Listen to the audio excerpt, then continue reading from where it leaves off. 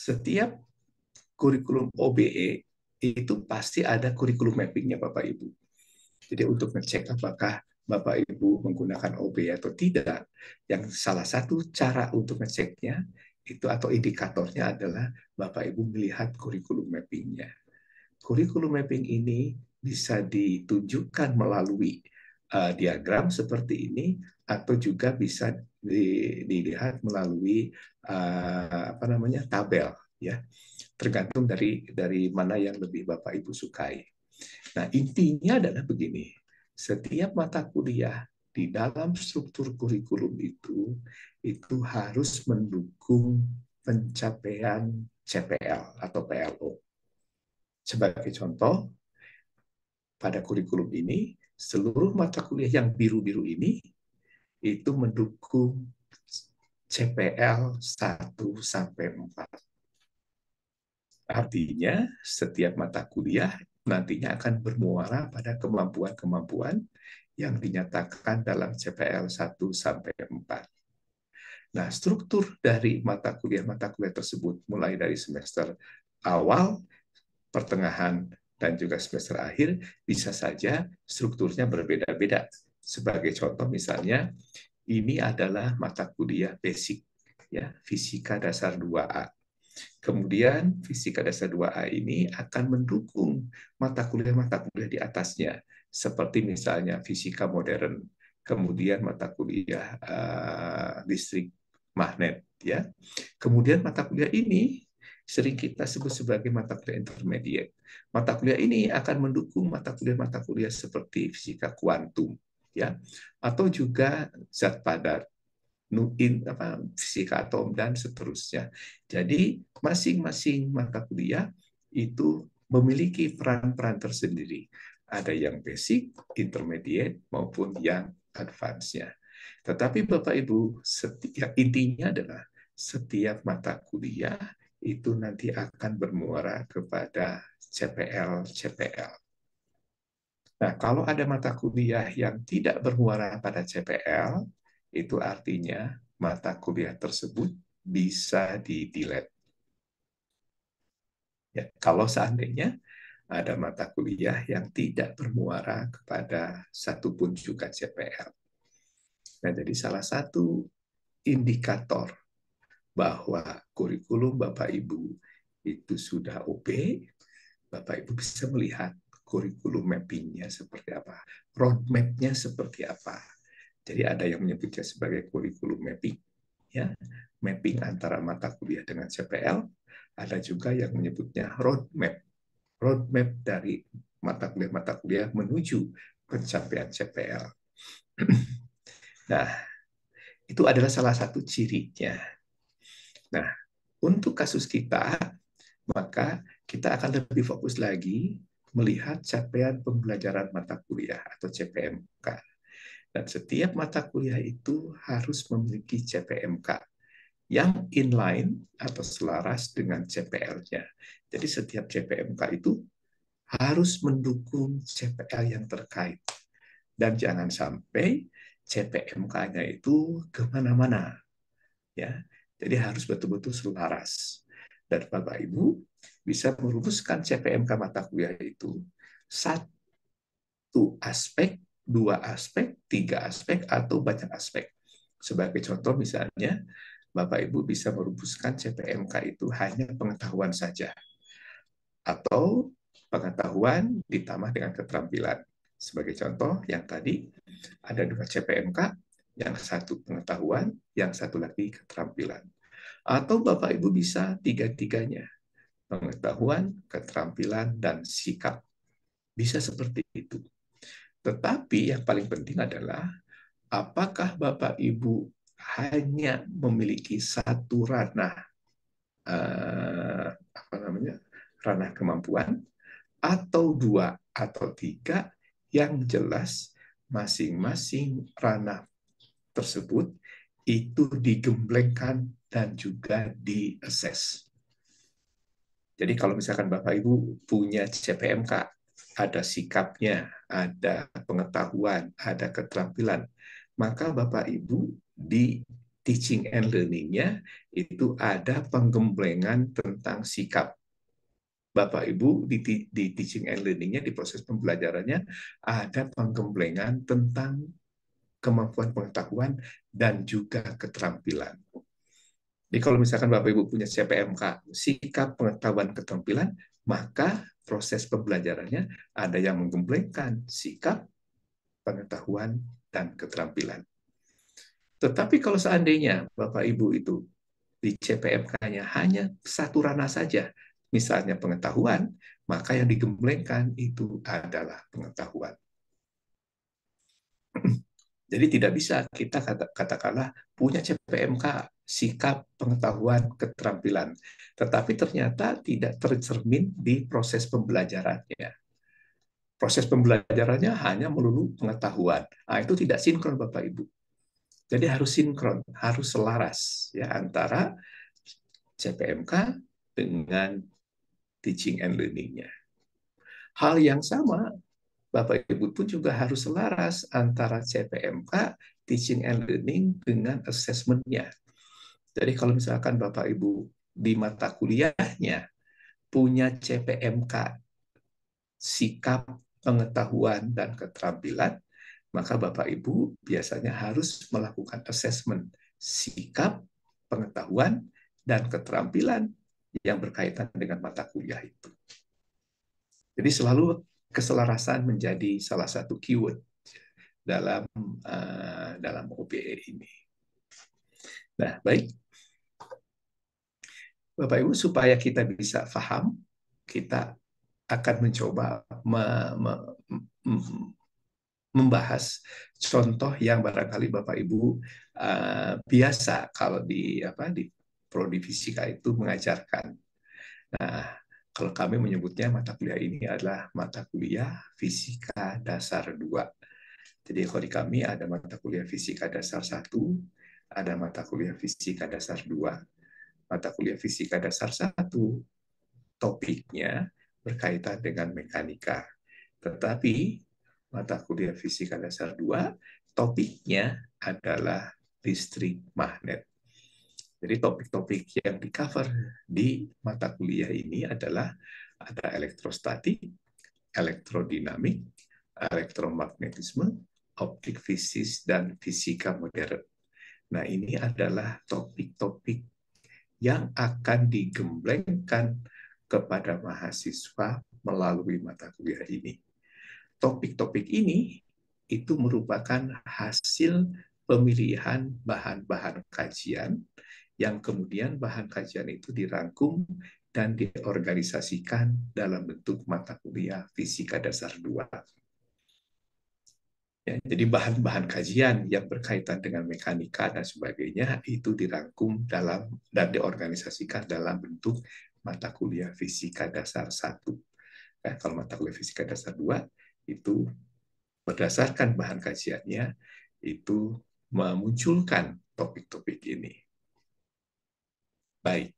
Nah, setelah kita mendapatkan topik ini, maka Bapak Ibu bisa merumuskan CPMK-nya, ya, CMK mata kuliah ini.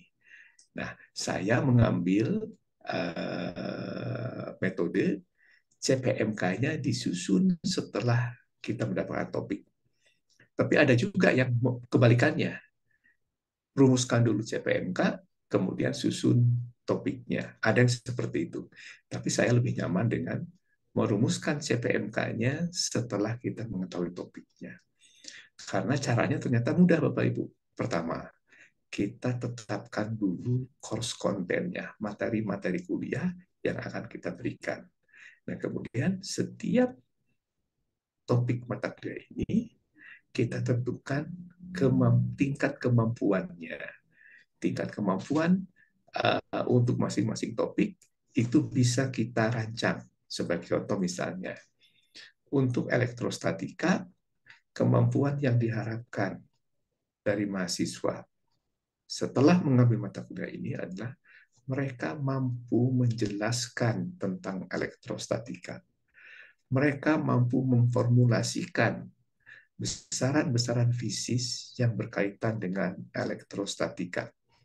Kemudian mereka pun juga diharapkan mampu menyelesaikan masalah-masalah yang berkaitan dengan muatan-muatan, baik itu diskrit maupun muatan kontinu. Kemudian mereka pun juga diharapkan mampu mendesain suatu eksperimen, ya, dan mereka pun juga mampu melaksanakan eksperimen tentang elektrostatika. Nah, ini adalah tingkat kemampuan-kemampuan yang diharapkan dikuasai oleh mahasiswa setelah mereka mengambil topik elektrostatika. Nah, tentunya Bapak Ibu bisa memilah dan memilih tingkat kemampuan apa yang diharapkan untuk masing-masing topik. Tidak semuanya sama. Bisa saja untuk topik-topik mata kuliah tingkat atas, ada bagian yang konsentrasinya ke kemampuan analisis misalnya, ya, atau kemampuan untuk melakukan evaluasi, ya. Jadi kemampuan-kemampuannya ada di ranah yang lebih tinggi, ya, secara kognitifnya. Nah, di sini kemampuan-kemampuannya itu fokus ke kemampuan-kemampuan kognitif di ranah-ranah yang lebih rendah. Kenapa seperti itu? Itu karena ini adalah mata kuliah fisika dasar. Jadi otomatis lebih banyak kemampuan-kemampuan basic yang akan ditekankan. Tapi ketika Bapak Ibu mengajar mata kuliah tingkat 3, 4 gitu ya, maka tentunya kemampuannya akan bergeser ke ranah-ranah yang lebih tinggi ya. Kemampuan analisis, kemampuan sintesis, kemampuan mengembangkan dan seterusnya. Nah, setiap topik pun juga tidak harus sama tingkat kemampuannya. Bisa berbeda antara satu topik dengan topik lainnya. Nah, karena ini adalah mata kuliah dasar, maka tingkat kemampuan dari mahasiswanya itu umumnya sama. Nah, setelah Bapak Ibu menyusun ini dalam tabel untuk perumusan CPMK-nya, maka berikutnya Bapak Ibu tinggal merumuskan CPMK-nya. Ya, dengan cara Bapak Ibu lihat mana yang memiliki tingkat kemampuan yang sama. Ini sama, ya, mendeskripsikan, kemudian ini juga sama, memformulasikan, ini juga sama untuk problem solving, dan seterusnya. Maka Bapak Ibu bisa merumuskan CPMK-nya seperti ini. Yang pertama, mampu menjelaskan, mendeskripsikan ya, konsep dan prinsip dasar listrik, magnet, statik, dan dinamik, elektromagnetisme, dan fisika modern. Jadi ini adalah CPMK yang paling dasar, mampu menjelaskan konsep dan prinsip. Naik berikutnya adalah mampu memformulasikan. Apanya yang diformulasikan? Besaran-besaran fisika yang berkaitan dengan listrik, magnet, statik, dinamik, elektromagnetisme, dan fisika modern. Ya, jadi ketika ada misalnya distribusi muatan di beberapa titik, mereka memformulasikan bagaimana gaya Coulomb pada titik tertentu dan bagaimana medan listrik di titik lain. Itu contohnya.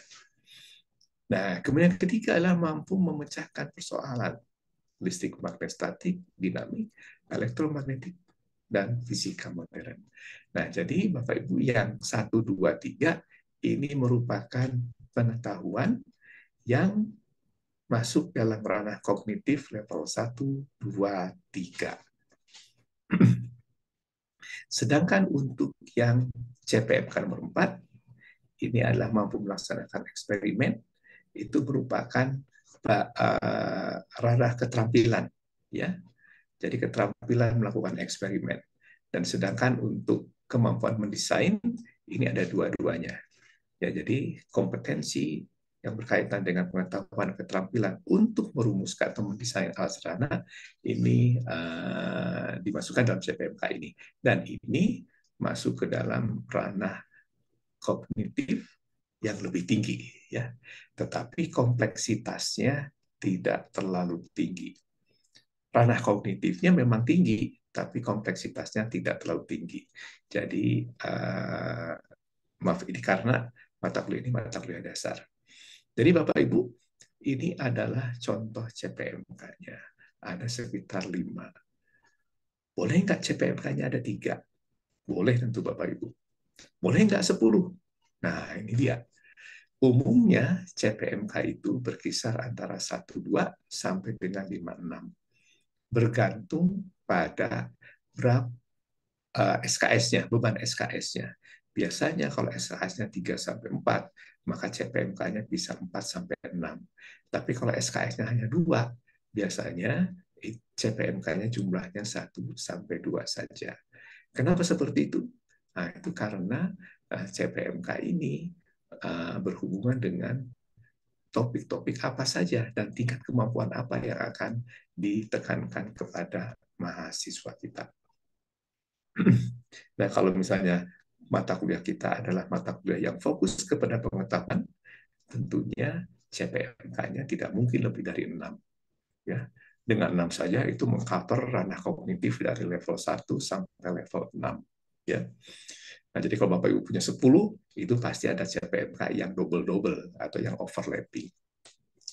Nah, ini adalah CPMK mata kuliah ini yang kita susun berdasarkan materi yang akan kita berikan dan juga tingkat kemampuan yang diharapkan. Baik. Nah, bagaimana kaitan antara CPMK dengan CPL? Nah, saya tunjukkan di sini Bapak Ibu CPL prodinya. CPL prodinya ada 10, tapi karena yang akan kita bahas adalah CPL-CPL yang berhubungan dengan CPMK mata kuliah ini, maka saya hanya akan menunjukkan 5 CPL saja. CPL pertama adalah mampu menunjukkan pengetahuan tentang konsep-konsep fisika klasik dan fisika modern melalui identifikasi sifat-sifat fisis. Nah, kemampuan mengidentifikasi ini ada di ranah kognitif level 1. Dan itu setara dengan kemampuan menjelaskan dan sejenisnya. Kemudian yang kedua, mampu memformulasikan sistem fisis standar ke dalam model fisis dengan menggunakan matematika. Jadi apapun mata kuliahnya selama itu adalah sistem fisis, mahasiswa harus mampu memformulasikannya. Ke dalam apa? Ke dalam model fisis. Yang ketiga, kemampuan untuk memecahkan masalah. Yang keempat, mampu menganalisis. Dan yang kelima, mampu mendesain dan melaksanakan eksperimen. Ini adalah 5 CPL pertama dari prodi fisika ini.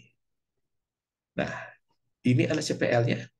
Kemudian, sebelumnya kita punya CPMK seperti itu, maka berikutnya Bapak Ibu, kita perlu memappingkan antara CPMK dengan CPL.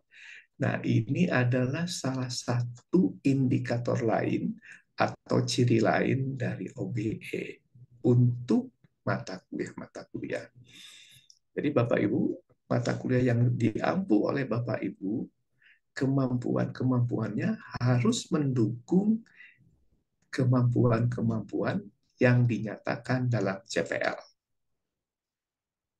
Nah, jadi kalau kita punya CPMK ada 5 seperti ini, kita punya CPL ada 5, maka CPMK kita hanya berkorelasi dengan CPL 1, CPL 2, CPL 3, dan CPL 5. CPL 4-nya tidak, Bapak Ibu. Karena CPL 4-nya adalah kemampuan untuk menganalisis. Sedangkan CPMK-nya di sini tidak ada kemampuan menganalisis. Kenapa tidak ada kemampuan menganalisis? Nah, itu karena kemampuan analisis itu tidak menjadi fokus untuk mata kuliah ini. Mata kuliah ini adalah mata kuliah dasar. Sedangkan kemampuan analisis, Bapak Ibu bisa kembangkan di mata kuliah tingkat 2, tingkat 3, dan seterusnya. Jadi tidak ada Bapak Ibu. Ya, CPL 4, kemampuan analisis yang didukung oleh mata kuliah ini. Karena memang CPMK-nya atau mata kuliah ini tidak ditujukan untuk mendukung CPL analisis. Nah, jadi kalau CPL 1, kemampuan identifikasi itu berkorelasi dengan CPMK1, kemampuan menjelaskan. Ya. Sedangkan CPL2, kemampuan untuk memformulasikan sistem fisis, itu berkorelasi dengan kemampuan memformulasikan besaran-besaran fisika yang berkaitan dengan listrik magnet. Kemudian kemampuan untuk problem solving, ini berkaitan dengan CPMK3. Sedangkan kemampuan untuk mendesain dan melaksanakan eksperimen, CPL5, ini berkaitan dengan CPMK4 dan CPMK5. Jadi intinya Bapak Ibu, setiap mata kuliah harus punya CPMK yang berkorelasi dengan CPL-CPL-nya. Atau dengan kata lain, harus membuat CPMK yang mendukung CPL-CPL Prodi. Atau dengan kata lain, mata kuliah ini dibebankan CPL-CPL Prodi tertentu. Jadi boleh dikatakan mata kuliah Fisika Dasar 2 ini dibebankan CPL1, CPL2, CPL3, dan CPL5. Dan pembelajaran pada mata kuliah ini yang dibebankan tadi oleh CPL 1 sampai 5, kecuali 4-nya itu ditekankan atau difokuskan pada CPMK yang korelasinya sangat jelas. Jadi Bapak Ibu, tentu ini harus masuk dalam RPS. Jadi RPS itu sebetulnya rancangan kita. Sebetulnya rancangan itu yang paling penting adalah rancangan atau hasil analisis dari berbagai macam hal. Ya, jadi sebagai contoh misalnya rumusan CPMK harus masuk, rumusan CPL harus masuk, dan juga korelasi antara CPL dengan CPMK. Ya. Baik. Selanjutnya Bapak Ibu, setelah kita merumuskan mappingnya, kita pun juga rancang bagaimana penilaian mata kuliah ini. Ada dua Bapak Ibu, assessment itu. Ada assessment yang berkaitan dengan kinerja mahasiswa pada mata kuliah ini, dan satu lagi adalah assessment atau penilaian ketercapaian CPL. Jadi ada dua Bapak Ibu. Yang satu, sekali lagi, adalah penilaian kinerja mahasiswa di mata kuliah ini yang ditujukan dengan nilai A, B, C, D, dan tidak lulus. Dan satu lagi, penilaian atau assessment ketercapaian outcomes-nya. Kalau ketercapaian outcomes tentunya tidak lagi A, B, C, D, tapi sekian persen memiliki kemampuan yang tinggi, ya sesuai dengan harapan, kemudian sekian persen kemampuannya sedang, kemudian sekian persen kemampuannya masih rendah. Nah, jadi di OBE itu Bapak Ibu, salah satu ciri lainnya adalah Bapak Ibu sudah melakukan assessment untuk melihat ketercapaian dari outcomes-nya. Sedangkan yang ini, rencana penilaian mata kuliah, ini adalah yang biasa Bapak Ibu lakukan setiap semester. Ya, misalkan tadi kan kita punya 5 topik, ya, elektrostatika, elektrodinamika, sampai fisika modern. Nah, elektrostatika, elektrodinamika, dan elektromagnetisme itu akan diuji melalui UTS, dan masing-masing bobotnya 10%. Sedangkan elektromagnetisme sampai fisika modern itu akan diuji melalui UAS, masing-masing 10%. Sehingga bobot UTS dan UAS-nya 30-30. Namun, untuk mengembangkan keterampilannya, disiapkan kegiatan praktikum. Dan praktikum ini akan masuk penilaiannya.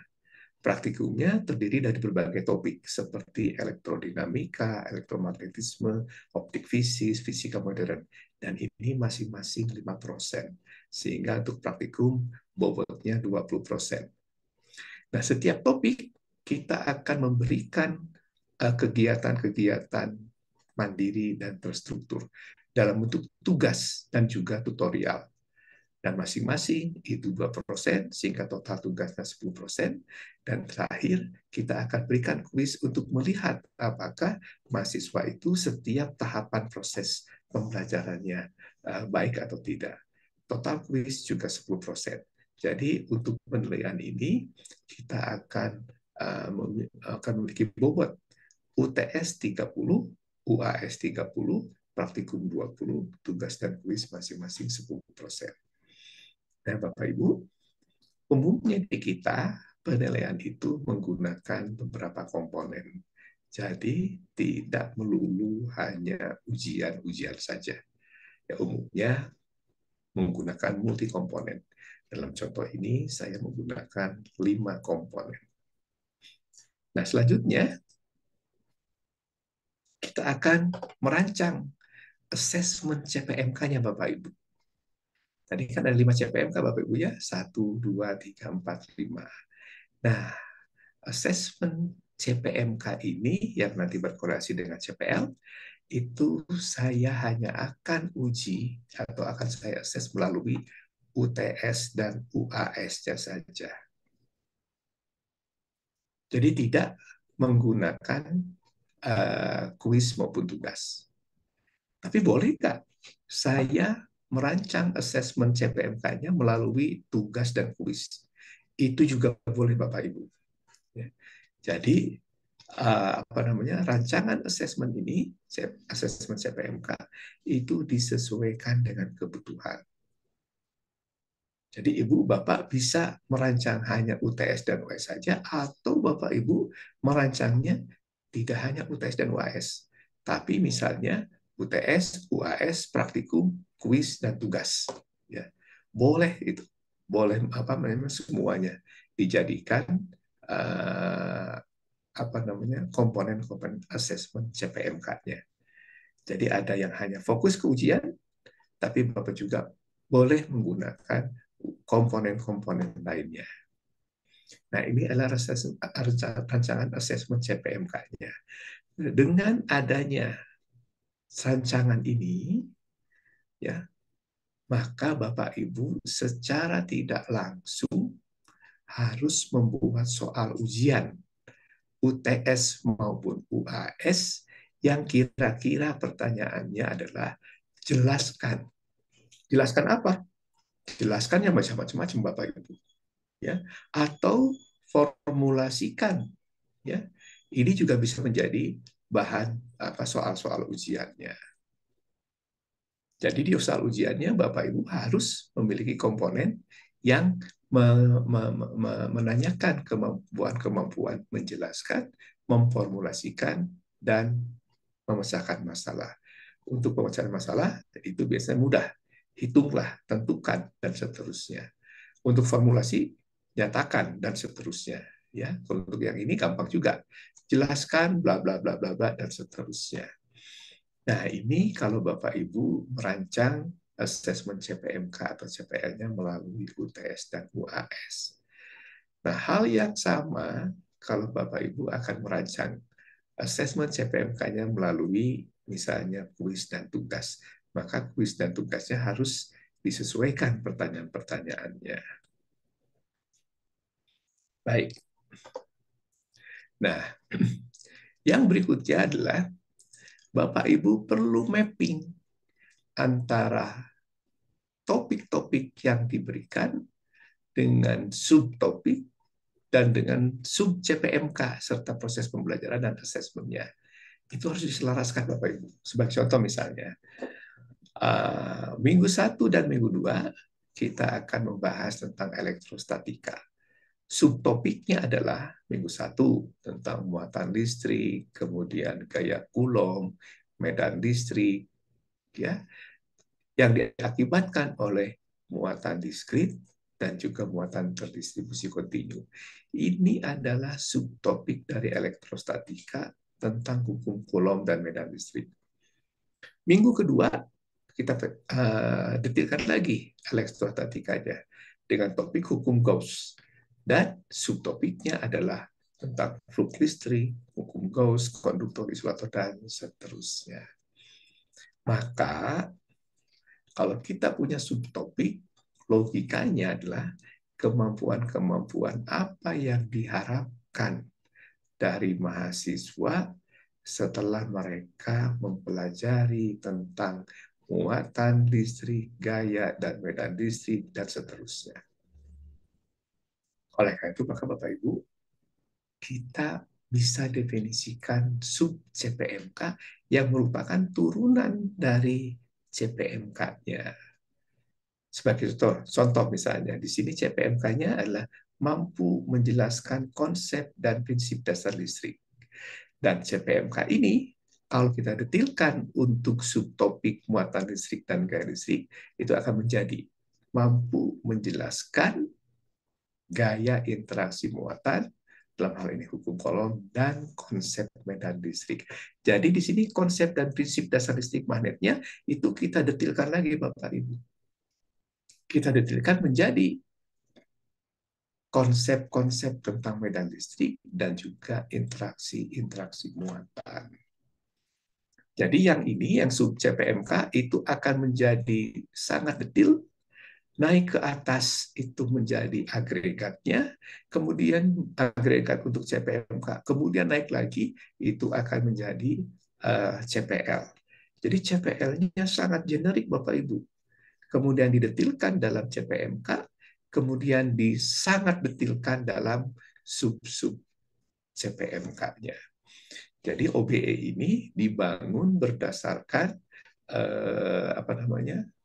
fondasi yang dijalankan atau yang diimplementasikan secara berjenjang. Jadi ketika kita mengajar mata kuliah itu sangat detail. Naik lagi ke topiknya, itu merupakan agregat dari sub-sub topik, kemudian dan menjadi CPMK, kemudian naik lagi agregat dari berbagai CPMK itu menjadi CPL. Yang kedua, sub CPMK-nya mampu memformulasikan apa yang diformulasikan, gaya dan medan listrik akibat distribusi muatan. Sedangkan yang ketiganya mampu menyelesaikan persoalan medan listrik yang ditentukan oleh muatan diskrit dan muatan kontinu. Nah, ini adalah kemampuan-kemampuan yang akan kita gemblengkan di minggu yang pertama. Penggemblengannya melalui apa, Bapak Ibu? Nah, yang pertama, untuk kemampuan menjelaskan gaya interaksi ini, maka proses pembelajarannya kita berikan melalui kuliah. Jadi di kuliah itu didiskusikan tentang hukum Coulomb, bagaimana menentukan medan listrik dari distribusi muatan maupun muatan-muatan hukum Coulomb dan medan listrik dari muatan diskrit maupun muatan yang terdistribusi secara kontinu. Termasuk di kuliah ini kita berikan contoh-contohnya Bapak Ibu, ya. Nah, setelah kuliah selesai, maka supaya mahasiswa itu mampu memformulasikan gaya dan medan listrik akibat distribusi muatan, maka kita berikan assignment Bapak Ibu. Ya, assignment bisa dalam bentuk homework, ya, PR, atau dalam bentuk lain, tugas. Ya. Nah, tentunya di tugas-tugas itu Bapak Ibu harus membuat tugas-tugas yang mengarah kepada kemampuan mahasiswa dalam memformulasikan gaya dan medan listrik. Sedangkan untuk kemampuan menyelesaikan persoalan, kita pilih proses pembelajarannya dalam bentuk tutorial. Jadi mahasiswa diberikan modul tutorial. Mereka harus mengerjakan soal-soal yang ada di tutorial itu. Kemudian itu di rumah, ya, atau di luar jam kuliah. Setelah itu kita kumpulkan mereka di ruangan kuliah atau di ruangan, ya, untuk membahas soal-soal tadi. Jadi ada tutorialnya Bapak Ibu di minggu 1 ini. Jadi selain kuliah ada tutorial dan juga mereka harus mengerjakan PR-nya. Dan tentu kita harus merancang supaya pertemuan pertama ini, di jam pertama ini, waktunya sesuai dengan beban SKS. Jadi kalau ini adalah 4 SKS, maka mereka seminggu harus bekerja sekitar 12 jam, dan proses pembelajaran 1-3 ini kuliah, assignment, dan tutorial itu totalnya tidak melebihi 12 jam. Nah, assignment dengan tutorial itu bisa sekaligus menjadi tes formatif, di mana kita bisa melihat apakah mereka sudah paham atau belum. Dan dari situ kita bisa melakukan proses perbaikan. Artinya, kalau mereka itu belum paham tentang bagaimana memformulasikan, maka itu bisa kita tekankan pada saat tutorial. Ya, jadi kita sekaligus untuk mengecek kemampuan-kemampuan itu.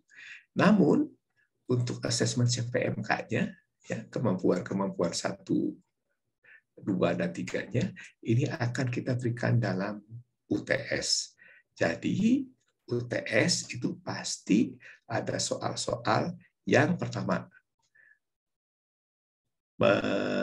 menguji kemampuan mereka dalam menentukan hukum gaya interaksi dan medan listrik, serta kemampuan untuk memformulasikan gaya dan medan listrik serta problem solving. Ya. UTS-nya seperti apa? Nah, nanti kita bisa desain lagi. Tapi ini kemampuan menjelaskan, kemampuan formulasi, dan problem solving itu ada di UTS. Hal yang sama ini untuk minggu keduanya dengan topik hukum Gauss, di mana subtopiknya ada pembahasan tentang flux listrik, hukum Gauss, konduktor, isolator, dan muatan induksi. Ya, nah sekali lagi kita akan turunkan sub CPMK untuk subtopik ini, yaitu kemampuan untuk menjelaskan konsep hukum Gauss dan seterusnya dan seterusnya. Yang ini, yang pertama ini digembleng melalui kuliah. Yang kedua melalui tugas PR atau assignment lainnya. Nah, untuk nomor 3, mampu menentukan medan listrik oleh distribusi muatan yang simetris dalam kaitannya dengan hukum Gauss, maka karena di sini adalah sangat spesifik, mahasiswa itu harus mampu memilih apakah saya bisa menentukan medan listrik oleh distribusi muatan itu menggunakan hukum Gauss atau menggunakan cara-cara seperti yang diajarkan di minggu 1. Dia harus punya sense untuk memilih itu. Boleh nggak pakai hukum Gauss? Atau tidak boleh? Nah, karena kan hukum Gauss itu kan ada ketentuan-ketentuannya. Oleh karena itu, untuk memastikan mahasiswa itu paham tentang itu, maka saya rumuskan maka saya akan berikan tugas kelompok. Di mana tugas kelompok ini nanti akan saya jelaskan. Fungsinya dan tujuannya adalah supaya mahasiswa betul-betul punya sense dalam menerapkan hukum Gauss. Jadi jangan sampai katakanlah apapun distribusi muatannya gunakan hukum Gauss. Tidak seperti itu. Ya. Jadi ada tugas kelompoknya. Nanti akan saya jelaskan seperti apa tugas kelompoknya. Sama dengan minggu 1 dan minggu 2, maka hukum Gauss pun akan menjadi bagian dari asesmen CPMK. Ada soal-soal yang nanti akan diujikan ya dalam UTS tentang hukum Gauss-nya.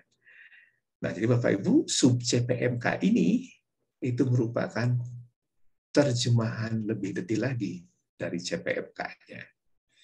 Nah, jadi Bapak Ibu, mapping ini menjadi penting Bapak Ibu karena ini merupakan desain kita dalam menentukan proses pembelajaran ya yang sesuai dengan CPMK dan sub CPMK yang ditentukan. Baik. Nah, tadi ada tugas kelompok ya, tugas kelompok yang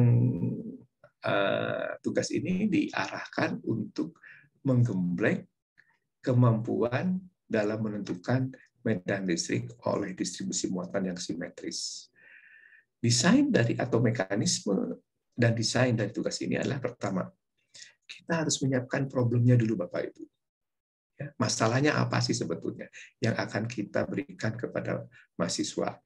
Dan ini merupakan suatu panduan kepada mahasiswa dalam menjalankan tugas ini. Misalkan Bapak Ibu, problemnya adalah diberikan muatan-muatan yang terdistribusi dalam bentuk satu garis dengan panjang garis, ya, jadi muatan terdistribusi garis dengan panjang L, dan muatan yang terdistribusi garis dengan panjang panjang yang sangat tak terhingga lah begitu, ya. Jadi ada dua distribusi satu dimensi dengan panjang tertentu, dan satu lagi distribusi garis dengan panjang yang tak terhingga. Yang kedua adalah permukaan yang sangat luas. Jadi ada distribusi muatan dalam permukaan lurus yang sangat luas.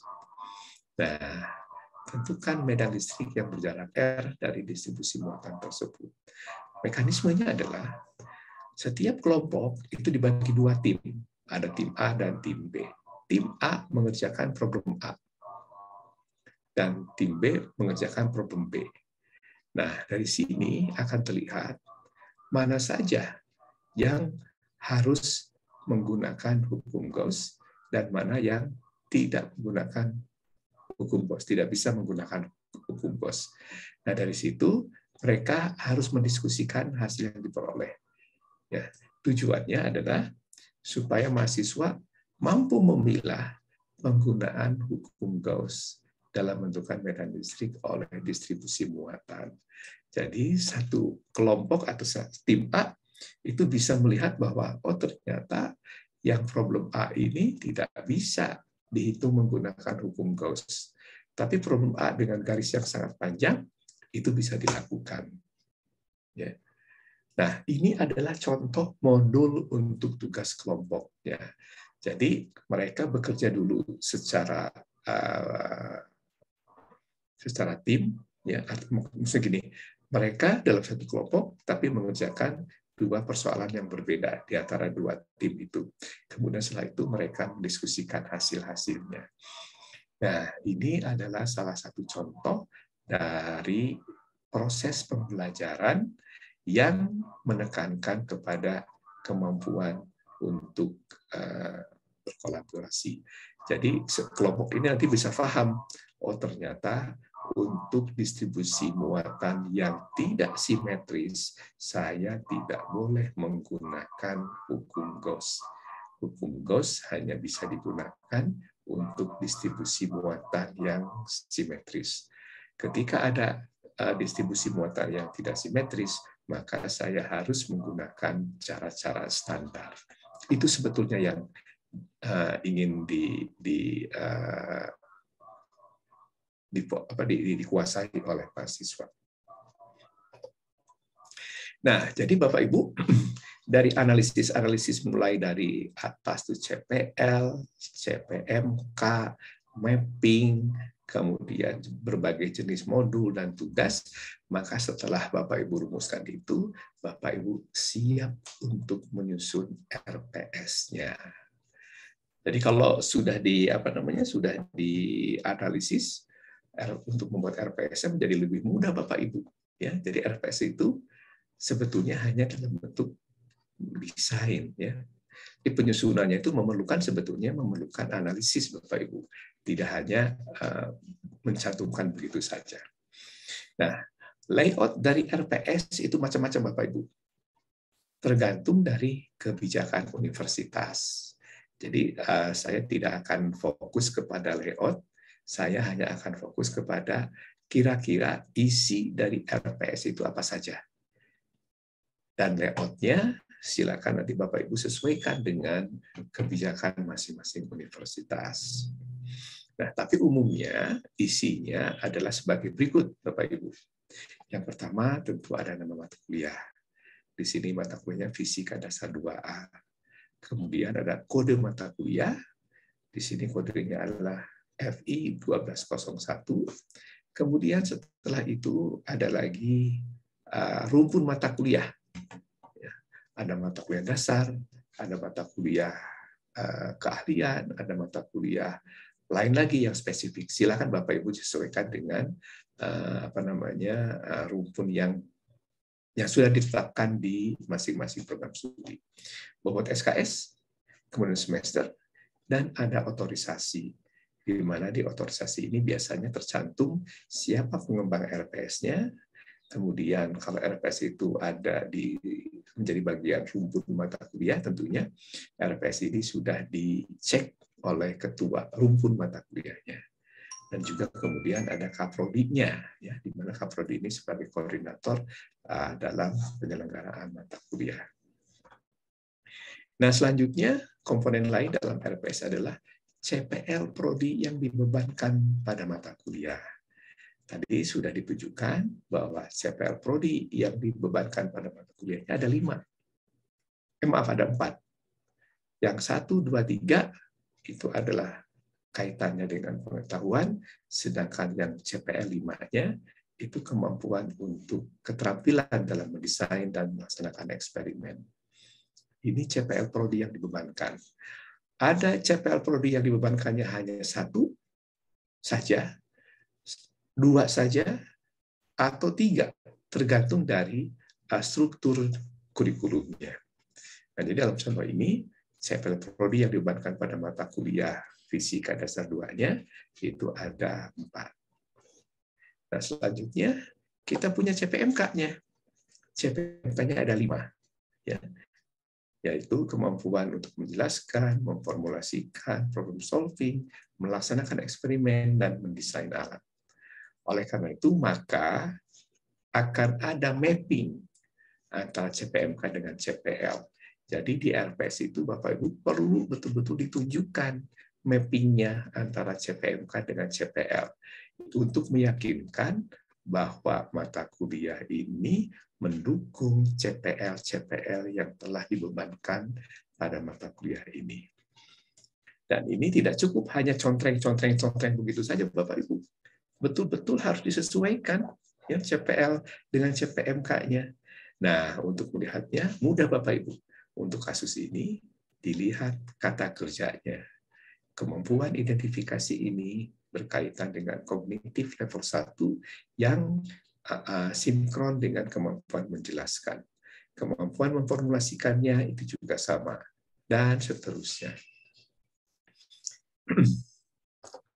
Nah, setelah mapping, maka biasanya Bapak-Ibu ada deskripsi mata kuliah. Ya, deskripsi singkat. Di sini dijelaskan bahwa mata kuliah Fisika Dasar 2A ini membangun pengetahuan dan keterampilan dasar dalam bidang listrik magnet. Kemudian dijelaskan di sini detail-detailnya. Ya, itu deskripsi mata kuliah. Selanjutnya lagi, materi pembelajarannya. Ada 5, Bapak-Ibu. Tadi sudah kita bahas. Ada elektrostatik, elektrodinamik, elektromagnetisme. Kemudian masing-masing itu di breakdown lagi. Hukum Gauss, hukum Coulomb, medan listrik, hukum Gauss, dan seterusnya. Ya, jadi ini adalah materi-materi pembelajaran yang akan diberikan kepada mahasiswa. Saya tidak tulisan lengkap, Bapak-Ibu. Oh, ini ada salah nih. Harusnya arus listrik searah atau DC, ya, bukan AC. Ya, salah tulis. Nah, ini materi pembelajarannya. Berikutnya lagi media pembelajarannya. Media pembelajarannya ketika kita melakukan melalui melalui daring, kita perlu perangkat lunak dan juga perangkat kelas. Perangkat lunaknya itu ada LMS, kalau di kami pakai EduNext, Bapak Ibu bisa jadi menggunakan blended learning, pakai Moodle, ya. Kemudian untuk sinkronusnya kita pakai MS Teams maupun Zoom. Kemudian materinya menggunakan PowerPoint, dan PowerPoint itu kita rekam dalam bentuk video maupun dalam bentuk PowerPoint saja. Yang nanti perannya adalah atau fungsinya adalah video dan PowerPoint pembelajaran ini akan disimpan di LMS supaya mahasiswa bisa mengulangi lagi setelah mereka kuliah, ya, kuliah tatap muka. Jadi mereka bisa ulang-ulang, Bapak Ibu. Jadi mereka punya bahan pembelajaran yang bisa yang dalam bentuk rekaman video maupun PowerPoint-nya. Nah, sekarang ini yang berikutnya lagi sudah terbiasa Bapak Ibu di kelas punya WhatsApp group, ya. Dan tentu kita menggunakan Microsoft Office sementara ini kalau tidak menggunakan Linux, ya. Nah, perangkat kerasnya ada laptop, ada LCD, dan kalau misalnya Bapak Ibu kuliah di kelas, ada smart TV-nya, sehingga kuliah itu menjadi lebih enak. Nah, ini media pembelajarannya Bapak Ibu. Berikutnya lagi, metode pembelajarannya. Bapak Ibu bisa memilih metode pembelajaran yang sesuai dengan kemampuan-kemampuan yang diharapkan. Kalau Bapak Ibu menekankan kepada kemampuan atau pemahaman konsep dan prinsip, biasanya metode pembelajarannya itu dalam bentuk direct teaching. Tetapi kalau untuk pendalaman dan pengayaan, pendalaman itu mereka mampu memahami lebih jauh lagi, ya. Maka kita bisa memilih misalnya collaborative learning atau problem-based learning maupun research-based learning. Collaborative learning biasanya digunakan untuk pendalaman dan ini kegiatan terstruktur biasanya. Ya, jadi kita arahkan seperti tadi Bapak Ibu, ya. Tugas kelompok. Kita buatkan dulu modul-modulnya dan kita rancang bagaimana mereka berkegiatan secara terstruktur. Sedangkan kalau problem-based learning, biasanya ini digunakan untuk kegiatan mandiri. Kita berikan dalam bentuk modul-modul tutorial, ya kita berikan problemnya, dan mereka belajar dari situ. Sehingga mereka lebih paham lagi tentang konsep dan prinsip. Ya. Sedangkan untuk research-based learning, ini adalah pengayaan supaya ketika mereka memahami ini, memahami konsep dan prinsip yang diajarkan, itu mereka betul-betul mendalam. Karena mereka mendapatkan ini melalui proses inquiry. Ya. Nah, itu biasanya metode pembelajaran yang digunakan. Jadi Bapak Ibu harus betul-betul menyesuaikan metode pembelajarannya supaya kemampuan-kemampuan yang tertulis dalam CPMK atau sub CPMK bisa dicapai. Berikutnya rencana penilaian seperti tadi, ya. Ada rencana penilaiannya, ya. Dan nanti A, B-nya seperti apa begitu ya. Di atas 80 misalnya A, kurang dari 80 B dan seterusnya dan seterusnya. Kemudian ada rencana asesmennya seperti yang tadi saya jelaskan. Ya, boleh hanya melalui UTS, UAS, atau bisa juga melalui UTS, UAS, praktikum atau tugas, dan juga quiz. Ya. Kemudian pustaka utama, di sini saya sebutkan satu saja, holiday resting.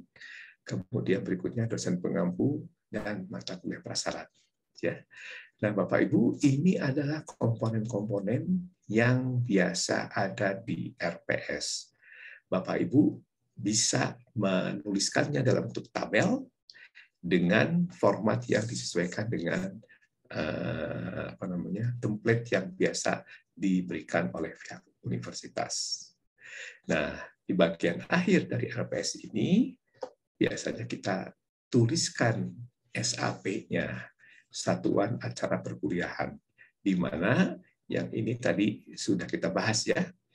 Nah, jadi CPMK atau sub CPMK yang diharapkan diperoleh oleh mahasiswa di minggu 1 adalah ini melalui proses pembelajaran kuliah direct teaching, kemudian ada tutorial dan juga assignment. Dan kita perlu menyiapkan materi pembelajarannya. Bisa PPT, bisa video tentang misalkan muatan listrik, gaya Coulomb dan medan listrik, serta kita perlu menyiapkan modul assignment dan modul tutorialnya. Ini semua kita atur kuliah tatap mukanya di 1 minggu ini 4 jam, kemudian modul assignment-nya harus selesaikan dalam waktu kurang lebih 2 jam, sedangkan kegiatan mandirinya itu adalah 4 jam. Jadi totalnya itu kurang lebih 10 jam. Nah, 2 jam lain itu mereka ambil untuk praktikum. Begitu. Jadi praktikumnya kan ini belum masuk di sini. Ya, jadi praktikumnya itu ya 2 jam lagi. Ya, nanti akan diakumulasikan. Demikian pula untuk minggu kedua. Ya, kita harus siapkan ya, materi pembelajarannya apa, modul assignment, dan modul tugas kelompoknya. Karena di sini ada proses pembelajaran berbentuk tugas kelompok. Kuliahnya di minggu kedua 4 jam, assignment-nya juga 2 jam, dan kegiatan mandirinya dalam hal ini adalah tugas kelompok, yaitu 4 jam. Jadi kita harus merancang tugas kelompoknya yang kira-kira bisa diselesaikan dalam waktu 4 jam. Kita pun juga harus merancang modul tutorialnya supaya itu bisa diselesaikan dalam waktu 4 jam. Nah, kegiatan tutorial ini bisa Bapak Ibu laksanakan melalui asisten atau kita sendiri yang melaksanakan. Nah, kalau satu semester ini ada 16 minggu, maka Bapak Ibu harus merancangnya sampai ke minggu 16. Nah, ini merupakan bagian akhir Bapak Ibu dari RPS, ya. Nah, dari sini akan terlihat bagaimana kaitan antara proses pembelajaran dengan learning outcome atau capaian pembelajaran yang diharapkan. Nah, itu barangkali Bapak Ibu, ya, beberapa hal yang berkaitan dengan penyusunan RPS ini. Jadi sebetulnya dokumen RPS-nya itu mudah sebetulnya Bapak Ibu mengisinya. Tetapi yang cukup sulit itu adalah menyiapkan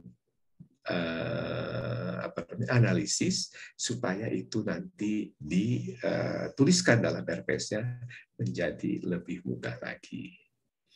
Nah, untuk sementara saya stop dulu sampai sini untuk memberikan kesempatan kepada Bapak Ibu berdiskusi.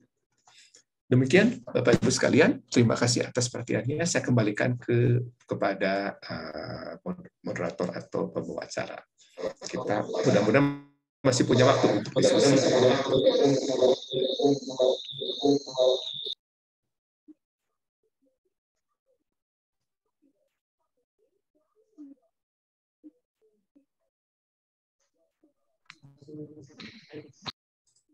Terima kasih banyak.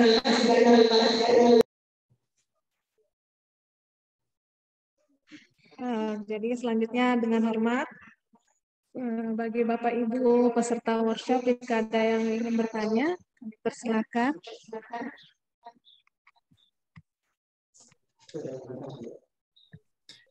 Bapak Ibu, mohon izin, saya mengambil dulu mengambil dulu bolpen Bapak Ibu ya untuk mencatat pertanyaan. Sebentar Bapak Ibu. Baik.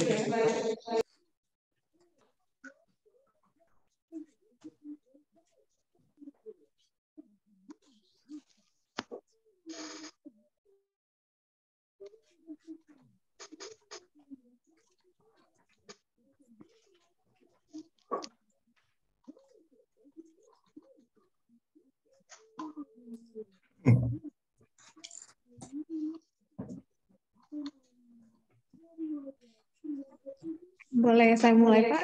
Ya, silakan. Baik, silakan untuk Pak Juka dari MBKF.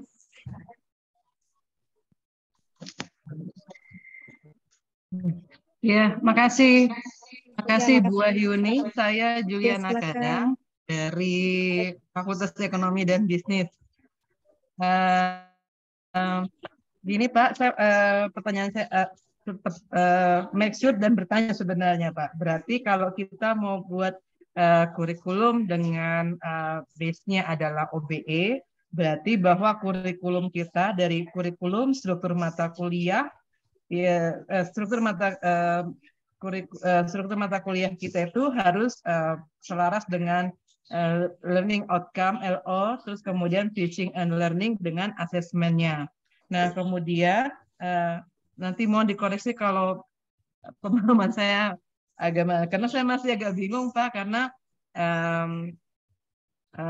kalau kami kan kurikulumnya itu sudah, kalau sekarang kan kurikulum MBKM gitu kan Pak. Nah, kemudian kalau kita mau ke akreditasi internasional, kita harus base-nya adalah OBE. Jadi maksudnya itu adalah bedanya itu adalah di mana gitu Pak. Mungkin kalau sekarang kita harus bisa kalau misalkan kalau kita mau meredesain kembali kurikulum kita untuk menyesuaikan dengan standar OBE, berarti kita harus bisa menentukan dulu CPL dari prodi itu seperti apa, CPL dari mata kuliah, kemudian menyesuaikan dengan learning outcome. Sehingga kita nantinya akan membuat sistematika seperti yang ditampilkan oleh Bapak tadi tentang skema mata kuliah dari semester 1 sampai dengan semester 6. Nah, kemudian itu berarti kalau kita sudah punya struktur itu, untuk bisa meredesain kita harus bisa menentukan learning outcome dari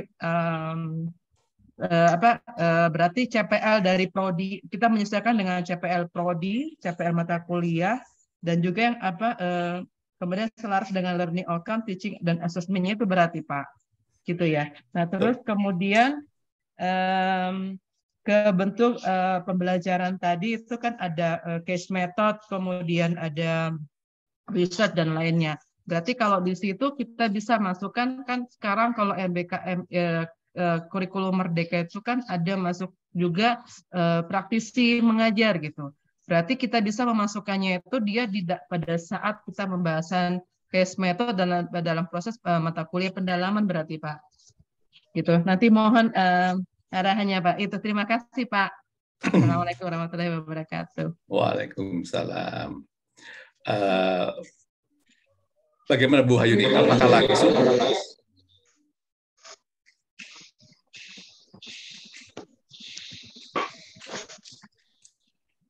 Apakah saya perlu langsung respon atau kita kumpulkan dulu?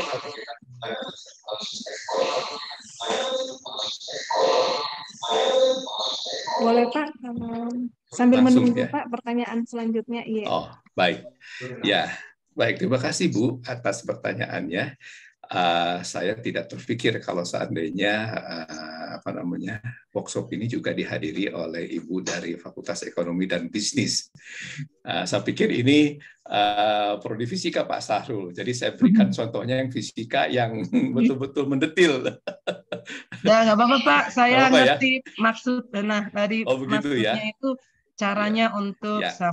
bedanya ke OBE itu seperti apa gitu Pak. Ya, baik. Nah, jadi memang betul Bu. Jadi pertama Ibu harus menyusun dulu CPL-nya, capaian pembelajarannya. Nah, saya menggunakan istilah learning outcome dan itu istilahnya sama dengan capaian pembelajaran. Nah, jadi kita harus merumuskan dulu learning outcome di level prodinya atau CPL prodinya. Nah, jadi untuk prodi Ibu, misalkan CPL prodinya atau learning outcome prodinya seperti apa. Nah, setelah itu berikutnya lagi adalah kita turunkan mata kuliah yang kita berikan atau kita ajarkan, yang kita gemblengkan supaya CPL prodi itu tercapai. Nah, CPL prodi itu biasanya terdiri dari sikap, pengetahuan, keterampilan biasanya. Yang tadi saya ambil contoh itu tidak semuanya, Bu. Jadi saya hanya mengambil yang pengetahuan dan keterampilannya saja. Nah, sebetulnya ada CPL-CPL lain yang berkaitan dengan keterampilan generik, seperti kemampuan kerjasama, kemudian kemampuan untuk berpikir kritis, logis, dan seterusnya. Itu tidak saya tampilkan di sini. Nah, tetapi bagusnya memang CPL Prodi itu lengkap. Ada sikap, ada pengetahuan, dan ada keterampilan. Keterampilan ini bisa kita bagi dua. Ada keterampilan generik, seperti kemampuan berkomunikasi, kemampuan berpikir logis. Ada lagi keterampilan spesifik yang berkaitan dengan keilmuan prodinya. Misalnya, keterampilan spesifik itu berkaitan dengan kemampuan dia dalam bereksperimen, misalnya.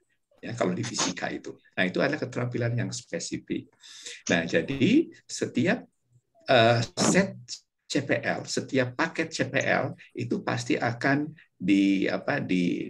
diturunkan menjadi mata kuliah. Nah, setiap mata kuliah nanti pun juga akan diturunkan menjadi capaian pembelajaran mata kuliah, CPMK, atau learning outcome di level mata kuliah. Nah, Ibu betul tadi, Bu, bahwa CPMK-nya memang harus selaras dengan CPL-nya. Kemudian, setiap CPMK itu akan digemblengkan melalui proses pembelajaran yang beraneka rupa.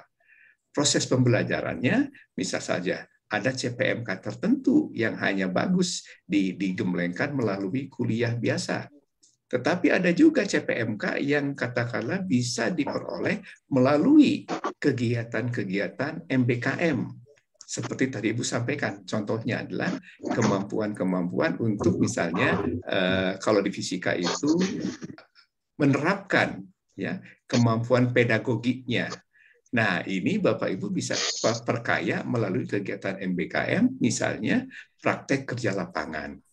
Nah, jadi proses pembelajaran dan teaching and learning-nya itu juga harus selaras dan harus mendukung ketercapaian CPMK-CPMK-nya. Nah, jadi kegiatan-kegiatan MBKM itu bisa kita pilih dan kita pilah supaya kegiatan itu semuanya mengarah kepada pencapaian kemampuan-kemampuan yang dinyatakan dalam CPL maupun CPMK-nya. Jadi semuanya sinkron, Bu.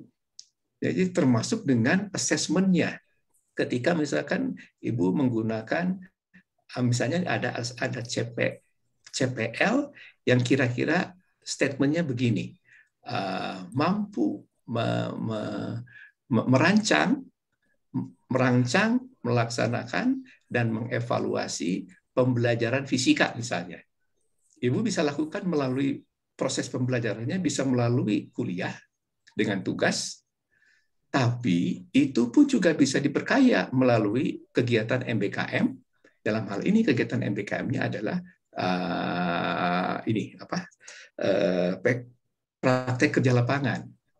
Nah, tentu yang praktek kerja lapangan ini nanti assessment-nya itu berbeda dengan assessment untuk yang melalui kuliah. Jadi assessment-nya harus disesuaikan juga.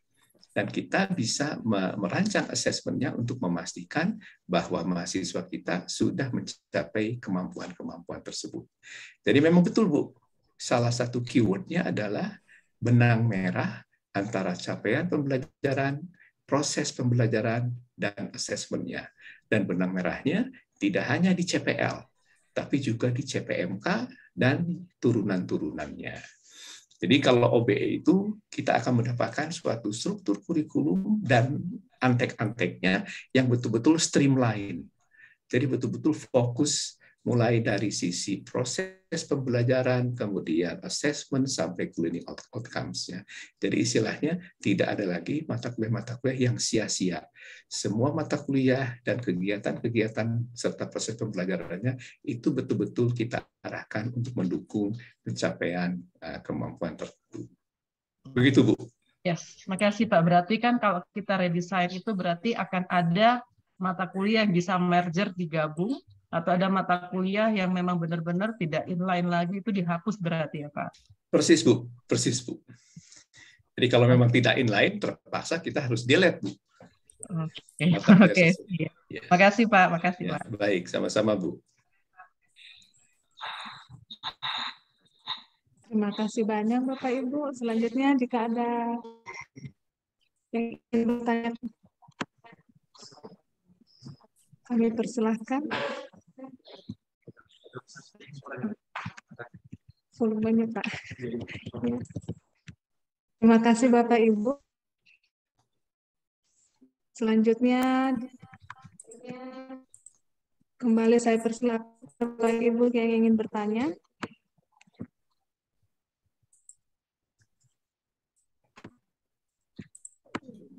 Assalamualaikum. Waalaikumsalam warahmatullahi wabarakatuh. Saya sebenarnya tidak ingin bertanya, tapi ingin memperlihatkan. Perkenalkan dulu, saya Saifah dari perawatan Pak. Ingin memperlihatkan sedikit RPS saya karena setelah mendengar paparan Bapak, saya sangat senang karena apa yang sudah saya buat sedikit menuju ke sana. Jadi saya ingin memperlihatkan kira-kira RP saya ini sudah cukup memenuhi atau masih jauh dari harapan RPSOB. Bisa di-share screen? Ya, bagaimana Pak Sahrul, Bu Wahyuni bisa ini? Bukan dari fisika sih, tapi kebetulan saya di LPMP, Pak. Jadi bagian RPS juga. Ya. Makanya saya sangat senang dengan workshop ini. Saya minta izin tadi sama Pak Sahrul, bisa kami ikut. Nah, kebetulan saya di prodi keperawatan, Pak. Jadi RPS yang saya buat ya SPS keperawatan gitu. Tapi nanti kan setelah mungkin sedikit lebih paham, kebetulan memang kami di LPMP bagian tentang RPS ya. Jadi untuk istilahnya men-share ke teman-teman sudah bisa lebih baik karena apa yang saya sudah buat itu sudah cukup memenuhi, misalnya seperti itu, Pak. Karena kita harus men-share itu produk kita dulu, Pak ya. Ya, betul. Tentu sangat boleh, Bu. Sangat boleh, saya kira. Ya. Ya. Nah, bisa Silakan, share Bu. screen? Oke. Aduh, maaf belum bisa. Aduh, multiple. Belum bisa, Pak. Share screen-nya. Oh ya udah. Ya. Oh ya. Oke, makasih Pak atas kesempatan yang diberikan. Nah, ini yang semester lalu, Pak. Jadi, nah, seperti ini CPL-nya yang dari kurikulum. Cukup banyak, nanti akan mungkin dihilangkan sebagian. Nah, ini CPMK saya, Pak. Nah, setiap satu CPMK mewakili CPL apa, seperti itu. Kemudian pokok bahasan atau materinya ada 6 pokok bahasan. Nah, inilah yang saya breakdown di tabel-tabel RPS. Ini layout RPS di Unpad, Pak. Seperti ini, misalnya CPMK 1 nih di pertemuan pertama hanya kuis untuk menilainya. Jadi ada beberapa pertanyaan. Oke. Kebetulan ini SKS-nya ada praktek, Pak. 1 SKS teori, 1 SKS praktek, semua 2 SKS. Nah, jadi di pertemuan awal itu memang masih ranah kognitif. Seperti ini, menjelaskan dan metodenya, presentasi dan diskusi. Nah, mungkin yang lebih spesifiknya, misalnya, nah di sini di pertemuan ketiga keempat, Pak. Nah, di sini udah mulai konsep dan psikomotor. Nah, ini CPMK 3 dan ya CPMK 3. Nah, ini di pokok bahasan, prosedur, jadi metodenya ada ceramah, case method, ada role play. Nah, kalau di pengalaman belajar, di sini latihan wawancara dulu, Pak. Nah, untuk latihannya, nah setelah mereka sudah cukup mahir di kelas atau secara mandiri, saya turunkan ke lapangan sebagai tugas terstruktur untuk melakukan pengkajian di masyarakat. Nah, jadi hasil pengkajian nanti ini yang dibawa ke kelas, Bapak, untuk dilakukan case method, menganalisis masalah-masalah yang diambil dari masyarakat atau di lapangan. Nah, seperti ini. Nah, kemudian lanjut sampai menganalisis, mampu menetapkan, mampu mempraktekkan komunikasi, mampu menyusun tujuan. Nah, kebetulan Pak, di UTS saya itu bukan berupa ujian seperti biasanya, misalnya ujian tulis, tapi di presentasi kelompok tentang pembelajaran pertemuan 1 sampai pertemuan ke-7. Seperti itu, Pak. Jadi nilai ini yang saya ambil sebagai nilai UTS. Karena dari kemampuan 1 sampai kemampuan 7. Seperti itu, Pak. Nah, lanjut. Jadi begitu seterusnya, Pak. Combine antara kognitif dan psikomotor. Nah, seperti ini terus. Nah, di presentasi akhir itu ini CPMK 4 sampai 6. Jadi kumulatif. dari pertemuan 9 sampai 15. Seperti itu, Pak. Nah, ini jadi saya hanya ingin dikoreksikan. Nah, ini penilaian-penilaian saya pertemuan 1 sampai 16. Kalau presentasi seperti ini semua lengkap dengan bobot. Kemudian tes. Nah, ini yang bobot penilaian akhir, Pak. Seperti yang Bapak tadi persentasekan. Seperti ini saya absen, tetap saya hargai 5%. Tugas, karena kita ikut 7, jadi saya perjelas ini tim base proyek dan case method. Jadi ada makalah, ada ini dari pengkajian media edukasi, ada laporan 20%, ada produk booklet untuk sebagai bahan implementasi. Jadi tes kognitifnya itu saya hanya 15%, Pak. Kuis dengan tes formatif 10% tentang contoh-contoh ujian kasus, karena kami ada uji kompetensi. Praktikum 1 dan praktikum 2. Presentasi, jadi hasil dari lapangan itu, dari hasil tim base project-nya itu dipresentasikan, ada presentasi 1 sampai presentasi 3. Jadi cukup banyak sih, Pak, penilaian yang saya buat untuk mata kuliah ini. Kemudian portofolionya, portofolio penilaian seperti ini, Pak. Bahkan saya sudah analisis hanya sampai di CPMK. Berapa persen kemampuan mahasiswa pencapaian CPMK 1. Nah, seperti ini. Nah, itu ini yang semester lalu. Kemudian semua instrumen penilaiannya, Pak. Semua penilaian saya ada instrumen. Nah, ini yang makalah, kemudian format yang praktek 1, praktek 2, ini Pak, ini semua.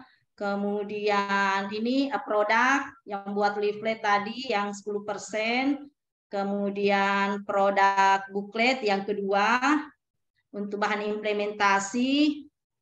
Ketika nanti turun di lapangan ada PBL-nya. Nah, ini format evaluasi penulisan laporan yang tadi 20%.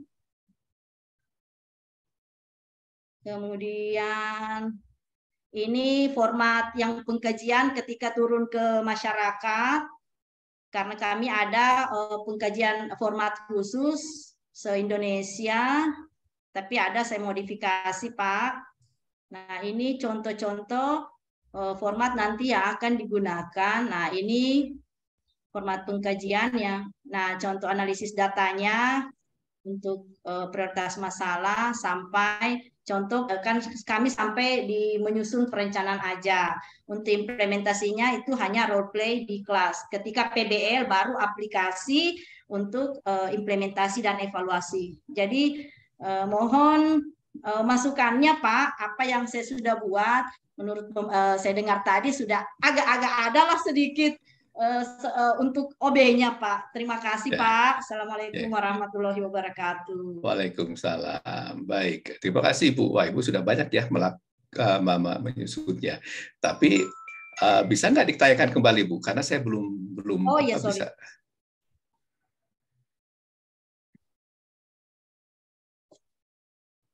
Nah, bisa ke atas nggak, Bu? Yang paling atas tadi kan Ibu ada CPL-nya, Bu, ya. Oh iya, Pak. Ya. Ada CPL yang dibebankan. Nah, ini, Bu, ya. Nah, ini yang saya bilang cukup banyak kayaknya. Nah, Ibu punya CPL. Ini CPL yang dibebankan pada mata kuliah, Bu? Iya. Yang pertama kami adalah... yang memilih, Pak. Kami yang memilih berdasarkan mapping-nya. Ya. Mapping, ya. Oke, yang pertama itu adalah sikap ya, Bu, ya, mampu melaksanakan praktik keperawatan dengan baik, memiliki sikap menghormati, kemudian pengetahuannya menguasai konsep asuhan ya, Bu, ya. Keterampilan umumnya itu ada 3 gitu. Oke, keterampilan khususnya ada berapa, Bu? Ada 3, Pak. Ada 3 lagi. Jadi Ibu CPL yang dibebankan pada mata kuliah ini mata kuliahnya apa, Bu? Keperawatan keluarga, Pak. Keperawatan keluarga. Jadi CPL yang dibebankannya ada 2 ditambah 1, 3, 6, Nah, kemudian tambah 3 lagi ya Bu ya, ada 9. kakak juga. Ada 4. 10. Nah, kemudian CPMK-nya Bu. CPMK-nya 7, Pak. Yang pertama menguasai konsep keperawatan, kemudian kedua menguasai konsep, ketiga melakukan prosedur, keempatnya analisis, kemudian limanya menyusun rencana, kemudian yang enamnya mendemonstrasikan dan mempresentasikan. Nah, kalau saya baca sekilas Bu, ya Pak, ya, ini mappingnya kelihatannya tidak klop dengan yang CPL-nya Bu. Oh iya, terlalu banyak Pak. Kalau saya lihat, ya. Ini mappingnya tidak klop Bu. Artinya mata kuliah ini dengan CPMK yang seperti ini itu tidak klop dengan yang CPL yang di atas yang Ibu pilih itu. Ya. Ini sebenarnya dari kurikulum kami juga Pak ini. Kurikulum nasional untuk keperawatan, D3 keperawatan. Jadi saya cuma langsung mengambil aja, mencomot dari kurikulum itu pindahkan ke kolom ini. Ya, betul Bu, tetapi mappingnya harus matching Bu. Ya, itu yang saya makan. Nah, kalau kita lihat CPMK-nya, ya. CPMK. Nah, ini kan penguasaan konsep itu pengetahuan. Ya. Jadi yang 1 dan 2 itu pengetahuan. Ya. Kemudian yang nomor 3 melakukan prosedur pengkajian itu keterampilan. Ya. Kemudian yang keempat itu juga pengetahuan. Ya. Kemudian yang kelima itu pengetahuan dan keterampilan. Ya. 6, 7 itu keterampilan. Jadi kelihatannya di sini tidak ada yang berkaitan, bukan tidak ada. Mapping dengan yang ininya agak kurang ini Bu, kurang solid lah begitu. Ya, kurang solid gitu. Ini ada berapa ini Bu? Berapa SKS Bu? Ini 2 SKS Pak. 1 teori, 1 praktek. Nah, kemudian ketika itu 2 SKS Ibu dengan CPMK yang seperti ini kelihatannya terlalu banyak CPMK-nya Bu. Kalau 2 SKS. Iya, seperti itu dari kurikulum Pak, kurikulum nasional. Ya, kelihatannya ini ada CPMK yang Ibu bisa melakukan restrukturisasi lagi Bu, ya. Jadi kalau saya baca 1 sampai 7 itu CPMK-nya nampaknya bisa diformulasi lagi sehingga ini menjadi CPMK yang sangat kuat nantinya Bu, ya. Kelihatannya begitu. Mungkin 3 sampai 4 cukup Bu, mungkin. Iya. Ya. Mungkin 1, 2 saya gabung saja Pak ya, 1, 2. Karena ketika Ibu menuliskan menguasai konsep keperawatan, menguasai konsep asuhan keperawatan, bagaimana Ibu bisa menunjukkan kepada ini, saya ulangi, bagaimana mahasiswa itu mampu menunjukkan bahwa dia menguasai konsep keperawatannya? Itu saya melalui tes ini Pak, tes kognitif, ada 50 soal-soal uji kompetensi terkait konsepnya ini, mulai dari konsep pengkajian sampai konsep implementasi, evaluasi. Ya. Jadi Bu, kalau Ibu menuliskan sebagai menguasai konsep, ya, menguasai itu kan tidak bisa didemonstrasikan Bu, kecuali Ibu detilkan. Misalkan yang dimaksud oleh Ibu menguasai itu adalah mereka mampu menjelaskan tentang konsep keperawatan. Kemudian mereka mampu melakukan problem solving kalau ada masalah keperawatan keluarga misalnya. Atau mampu menganalisis atau mampu merancang. Nah, Ibu bisa detilkan lagi yang dimaksud dengan menguasai itu adalah ketika mereka mampu menjelaskan, mampu menggunakan, mampu menganalisis, dan juga mampu merancang.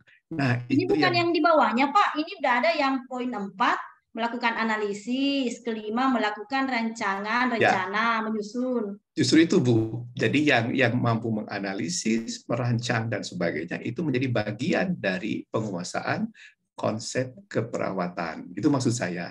Oh, iya. Jadi yang beberapa poin di CPMK-nya sebetulnya itu overlapping Bu. Jadi Ibu bisa reformulasi lagi CPMK-nya sehingga bisa menjadi lebih concise dan juga lebih lebih jelas lagi. Iya. Jadi sebagai contoh misalkan di sini mampu melakukan analisis, dan yang dimaksud itu bukan melakukannya ya Bu ya, mampu menganalisis barangkali ya Bu ya. Iya. Mampu menganalisis Menganalisis ya udah ya over kelas. keperawatan keluarga. Iya. Nah, jadi kemampuan analisis ini merupakan bagian dari kemampuan menguasai konsep keperawatan keluarga. Jadi itu bisa di ini Bu, bisa di rewrite lagi CPMK-nya dan dibuat supaya ini menjadi lebih concise dan menjadi solid. Nah, setelah itu Ibu lakukan pemilihan atau CPL yang dibebankan kepada mata kuliah ini disesuaikan Bu. Jadi kelihatannya Ibu perlu merumuskan dulu roadmap-nya Bu. Tadi ada diagram kan Bu ya? Ada Iya, mata kuliah yang mengarah kepada CPL. Nah, Ibu pastikan mata kuliah ini ada di bagian mananya. Ya, ada di komponen roadmap yang sebelah mana. Nah, kalau Ibu belum bisa merumuskan roadmap-nya dengan baik, maka pasti rumusan CPL dengan ini suka tumpang tindih, Bu. Iya. Jadi roadmap-nya dulu dipastikan pas, kemudian setelah itu akan ketahuan CPL mana yang dibebankan kepada mata kuliah ini.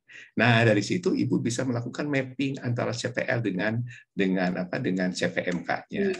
Oke, Nah, kelihatannya itu dasar yang paling penting untuk merumuskan ini semua, Bu. Soalnya kami kurikulum cuma di kopas saja nih dari kurikulum untuk CPL dan CPMK.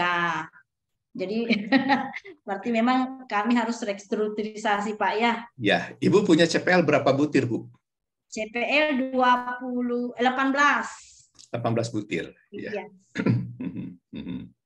Nah, begitu Bu saran saya, Bu. Nah, ketika Ibu sudah punya keselarasan, punya benang merah yang bagus, maka ke bawahnya itu akan streamline, Bu, otomatis, Bu. Ya.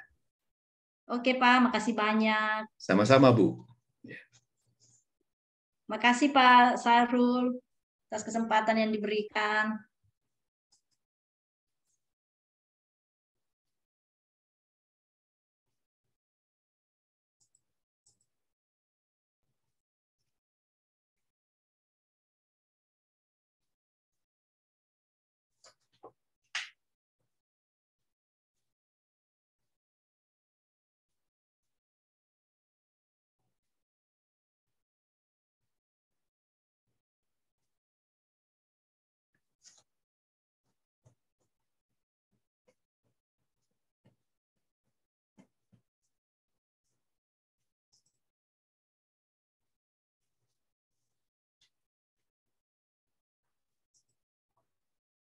Ya, mohon maaf. Jaringannya kurang bersahabat saat ini.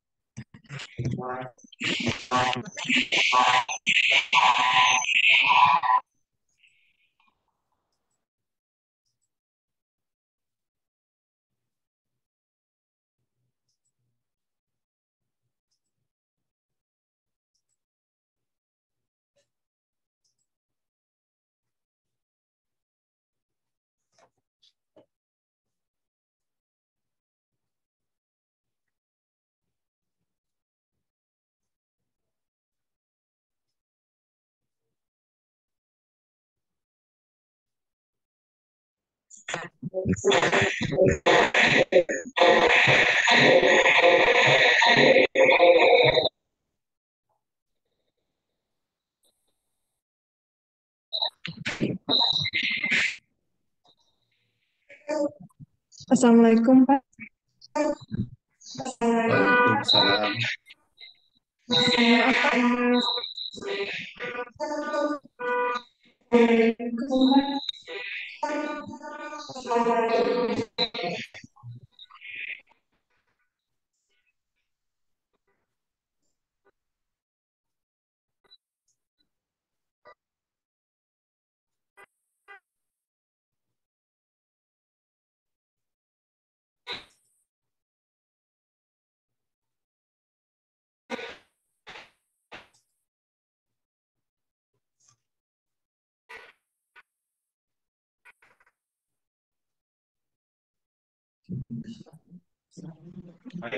Baik, Bapak Ibu sekalian, mohon maaf. Jaringan di tempat kami kurang bersahabat. Apakah masih ada pertanyaan dari Bapak Ibu sekalian? Jika secara langsung bermasalah mungkin bisa dituliskan di kolom chat. Dan mohon maaf pada Pak Pepen, ini ada beberapa permintaan dari para peserta. Mohon kiranya nanti bahan tayangnya tadi bisa dibagikan kepada kami agar diteruskan pada para peserta. Baik, Pak Sahrul, nanti saya kirimkan melalui Pak Sahrul ya materinya tadi. Ya, baik Pak, baik Pak. Baik Bapak Ibu sekalian, apakah masih ada yang ingin menyampaikan pertanyaan? Ini dari fisika sendiri, sepertinya belum ada yang bertanya. Mungkin ada yang mau bertanya. Pak Sahrul, ada di kolom chat itu Pak Sahrul pertanyaan.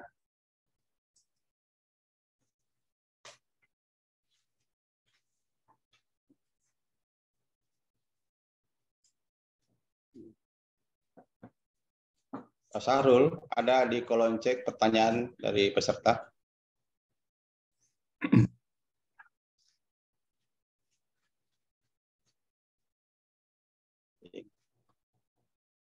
Iya betul Pak Samsu, ada pertanyaan nih. Ada dua pertanyaan Pak. Ada pertanyaan ya. Saya coba respon ya Pak Samsu, Pak Sahrul ya. Ya. Nah, jadi pertanyaan pertama itu ini dua pertanyaan dari Ibu Rina Sardiana. Pertanyaannya adalah pertama, bagaimana proporsi ideal mata kuliah pendidikan dan sains di prodi pendidikan fisika? Nah, jadi mungkin maksudnya begini ya, ada berapa persen mata kuliah pendidikannya, ada berapa persen mata kuliah sains fisikanya, dan juga lain-lainnya. Nah, untuk menjawab ini, itu tidak bisa langsung begitu saja, Bu. Artinya sekian persen. Itu sangat ditentukan dari tujuan prodinya. Jadi, Ibu nanti akan menghasilkan lulusan yang profilnya seperti apa. Kemudian nanti tujuan pendidikannya seperti apa. Nah, jika Ibu katakanlah tujuan pendidikan fisikanya itu, tujuan pendidikan program pendidikan fisikanya itu adalah menghasilkan lulusan yang hanya fokus nantinya sebagai seorang guru, maka tentunya proporsi antara sains dengan kependidikannya kurang lebih seimbang. Tetapi kalau Ibu ya dalam tujuan pendidikannya tidak hanya menyasar sebagai seorang guru, tetapi juga bisa bekerja sebagai seorang profesional lainnya, maka tentunya komposisinya akan berbeda. Jadi ini sangat ditentukan dari tujuan prodinya. Kalau Ibu tujuan prodinya hanya fokus bahwa lulusannya itu nantinya bisa atau hanya menjadi seorang guru saja, maka tentunya antara mata kuliah pendidikan dengan sainsnya itu kurang lebih proporsional, seimbang lah kurang lebih. Seimbang itu tidak harus 50-50%, bisa 40-60 atau sebaliknya. Tetapi, sekali lagi, kalau tujuan pendidikannya itu tidak hanya menyasar sebagai seorang guru, tapi juga yang lainnya, seperti seorang profesional lainnya, nah maka ini bisa berubah komposisinya. Ya. Nah, kalau saran saya begini Bapak Ibu, ketika Bapak Ibu menyasar ke satu hanya sedikit sasarannya, misalnya hanya sebagai guru saja, maka Ibu Bapak nanti akan fokus kurikulumnya. Tetapi setelah mahasiswa itu selesai kuliah dan diwisuda, dan jika kesempatan menjadi seorang guru itu kecil, maka dia akan sulit untuk bekerja di bidang lain. Tetapi kalau Bapak Ibu melengkapi ya kurikulumnya sedemikian rupa sehingga mahasiswa itu tidak hanya bisa menjadi seorang guru, tetapi juga menjadi seorang profesional lainnya, maka ketika bidang pekerjaan guru itu sudah saturasi, tidak bisa masuk lagi ke bidang itu, maka dia bisa bekerja di bidang-bidang lain. Nah, jadi tinggal nanti diperkirakan kurang lebih 5, 6 sampai 10 tahun mendatang bagaimana kesempatan menjadi seorang guru di tempat Bapak Ibu. Kalau ternyata itu masih banyak kemungkinannya, ya masih besar kemungkinan menjadi guru, dan itu menjadi katakanlah fokus utama, ya tentu kurikulumnya akan fokus kepada mata kuliah pendidikan dan mata kuliah sains. Kurang lebih balance lah, kurang lebih. Tetapi kalau seandainya Ibu merancang juga lulusannya bisa bekerja di bidang lain, maka otomatis tidak hanya mata kuliah sains, tapi mata kuliah yang mendukung ya pengembangan kemampuan keterampilan umum itu juga harus diberikan. Tapi apapun pilihannya, Bapak Ibu harus merancang proporsi mata kuliah sains fisika dan pedagoginya atau kependidikannya minimal harus mencukupi ketika mereka bekerja sebagai seorang guru atau profesional lainnya. Itu yang pertama. Yang kedua, apakah materi kuliah harus melihat keselarasan dengan mata pelajaran di SMA dan SMK? Nah, sebetulnya kalau kita melihat materi SMA dan SMK, ini yang di program studi itu kan otomatis mengcover itu semuanya. Hampir tidak ada materi-materi di SMA dan SMK yang tidak di-cover di mata kuliah sainsnya. Justru mata kuliah sains fisika di perguruan tinggi itu merupakan pendalaman. Jadi kalau menurut saya ini sudah otomatis, kalau menurut saya ya sudah otomatis akan masuk bahkan masuknya ke tingkat pendalaman. Ya. Jadi kalau saya istilahkan materi-materi pelajaran SMA dan SMK itu sebetulnya tercakup di mata kuliah fisika dasar sebetulnya. Itu sudah masuk semua tuh di fisika dasarnya. Nah, padahal mata kuliah sainsnya jauh melebihi dari fisika dasar.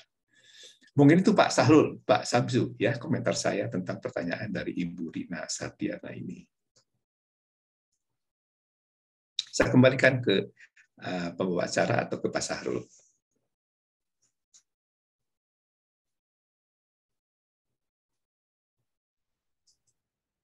Ya, baik. Terima kasih atas tanggapannya, Bapak Ibu sekalian. Saya mohon maaf pada moderator ini. Moderator mengalami kendala dalam akses jaringan sehingga saya yang tampil pada kesempatan siang hari ini.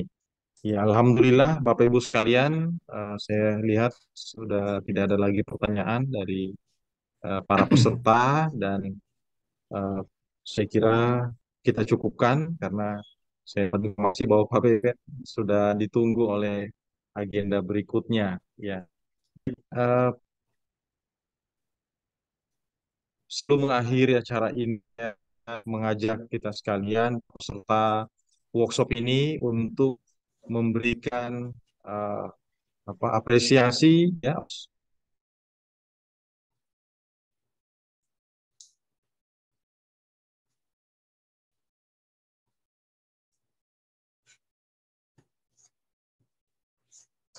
Terima kasih Bapak Ibu, terima kasih. Ya.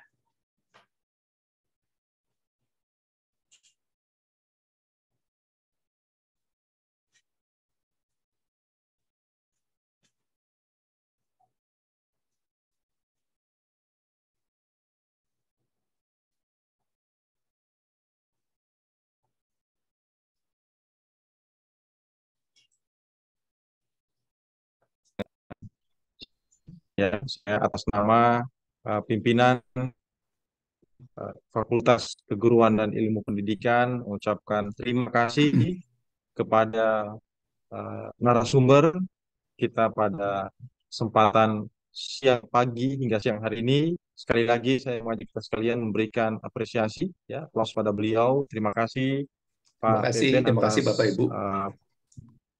pencerahannya berkaitan dengan RPS. Ya, saya Iya, bisa saya.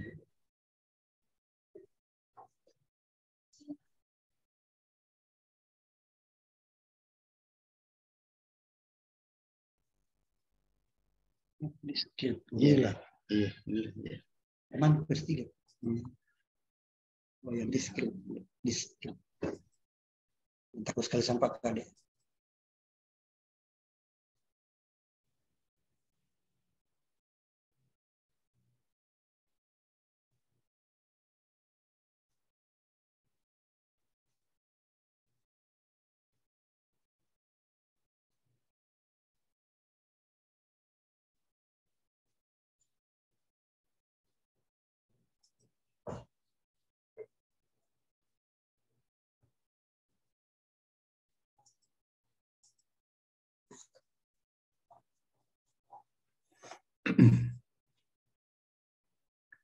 Terima kasih Pak Sahrul dan Bapak sekalian ya atas sertifikat ya. Terima kasih Pak Dekan.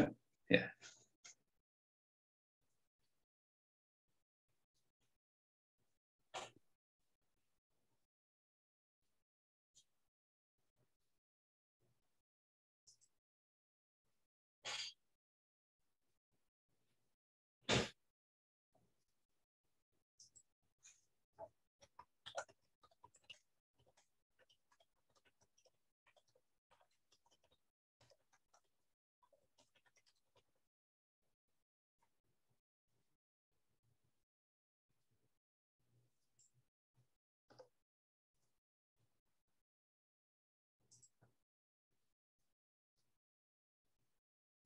Terima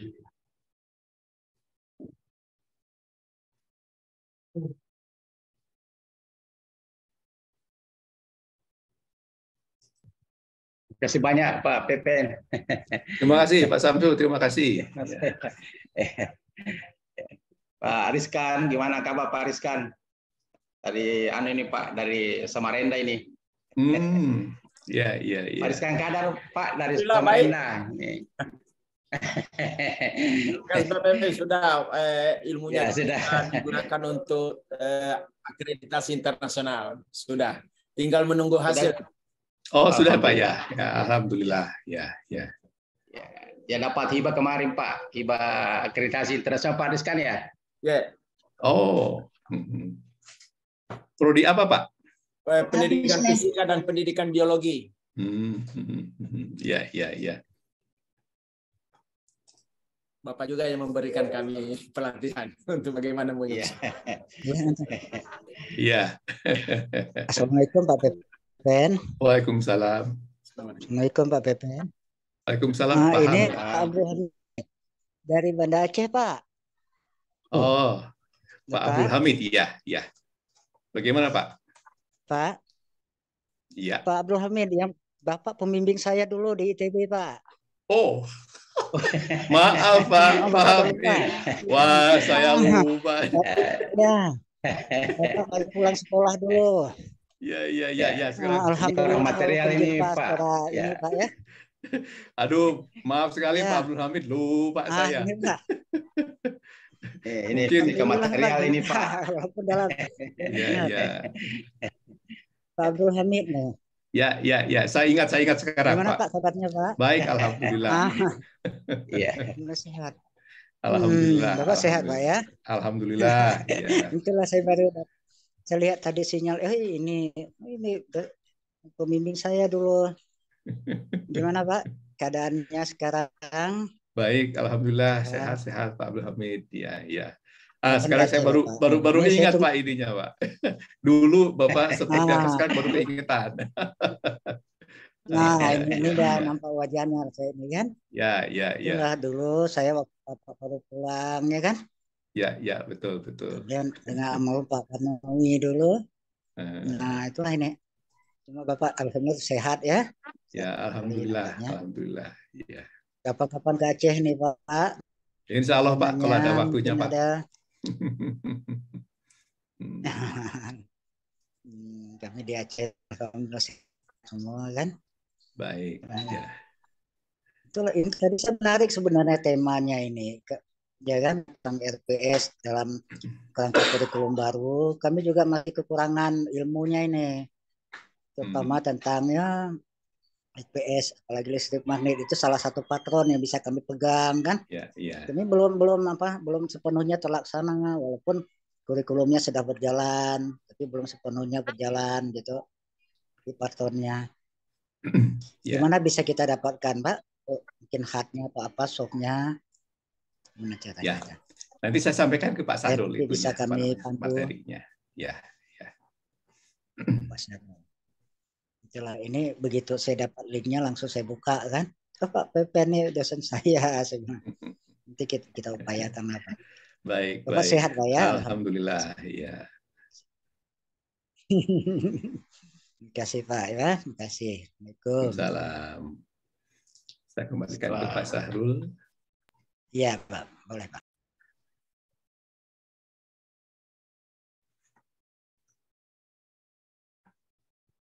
Kelihatannya Pak Sahrul mesti mute.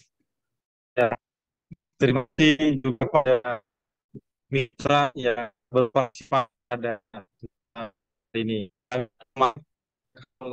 Yang berkaitan dengan teknis tadi di awal sempat disampaikan ada ya. Jadi jangan dimanis masalah besar di tempat kami sejak kemarin ya saat ini, namun walaupun terputus-putus tapi kami lihat antusias dari para pengikuti. Alhamdulillah, mudah-mudahan beri manfaat kepada kita sekalian. Khusus bagi kami itu di bagian politik Universitas. Terima kasih lagi pada Terima kasih. Ya.